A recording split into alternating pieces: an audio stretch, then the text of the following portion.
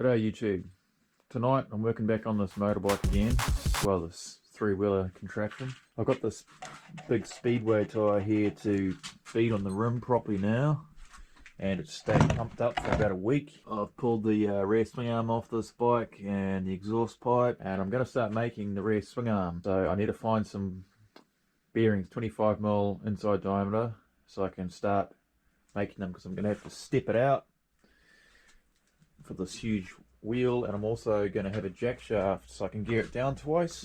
Yeah, so what I'm thinking about doing is lining this sprocket up in here with the front sprocket, so I gear it down once, it'll be a jack shaft, and then I gear it down again for the rear wheel. So I've been looking for swing arm bearings here. We've got two big, two small, and just right. So next scene I'll be making some stuff up on the lathe, the jack shaft and the main pivot for the swing arm.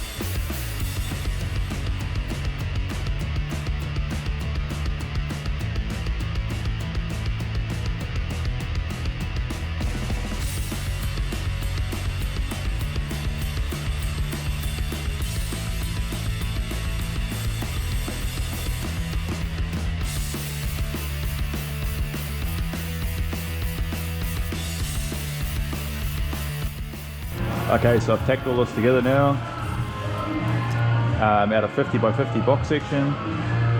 So there's enough banging on about this. Let's get back to the shed and see if it actually fits.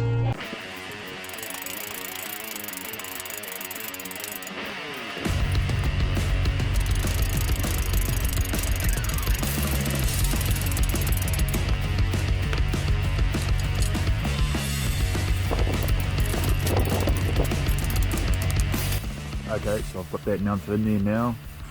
Got enough clearance on the side for a sprocket.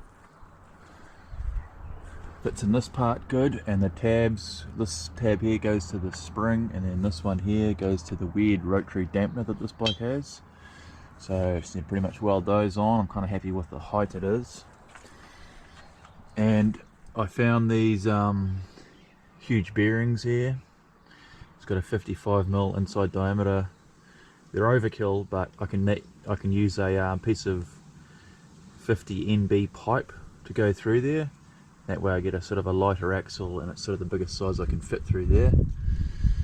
And I can slot them easily and move them back and forth to adjust the chain. And over here there's still enough room to fit the jack shaft assembly, so I can have the big sprocket, a brake, and then the small sprocket, which will run to this back sprocket.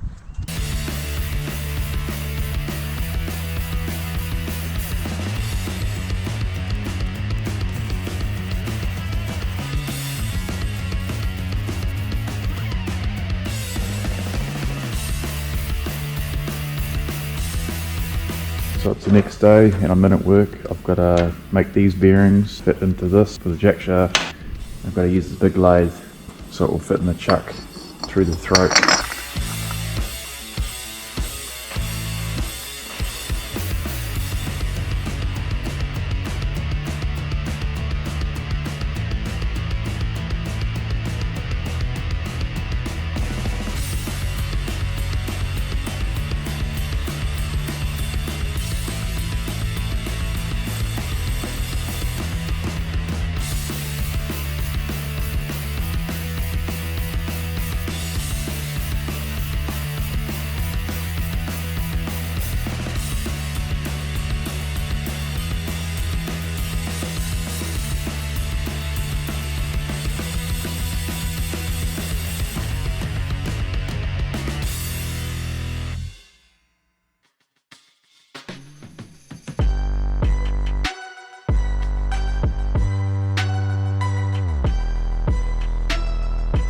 Okay, so I've got that all welded up now. Time to put it in the lathe and true up these edges.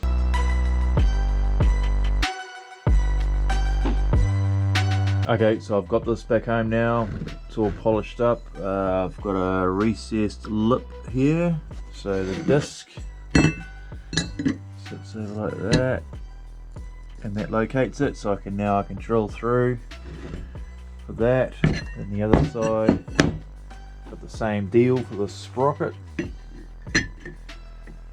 sits like that, and I can drill through. I'll show you what it looks like on the swing arm. So that is going to sit somewhere there like that. That chain will line up with there. Make a plate off here to hold that, and I've got to put a sprocket on here. The chain's got to run to the back sprocket. So guys, that's probably about it for this episode. Got a lot done. Still a lot more to do. I was going to use these big bearings for the rear rack, but after taking them to work, everyone teased me about them, so I'm not going to use them now. I'll make something smaller. Change the drawing on the computer a little bit. Here's that. I just moved the rear wheel back a bit, and also the front wheels back a little bit as well. Haven't finished the drawing yet. But until next time, see you later, and leave a comment and subscribe.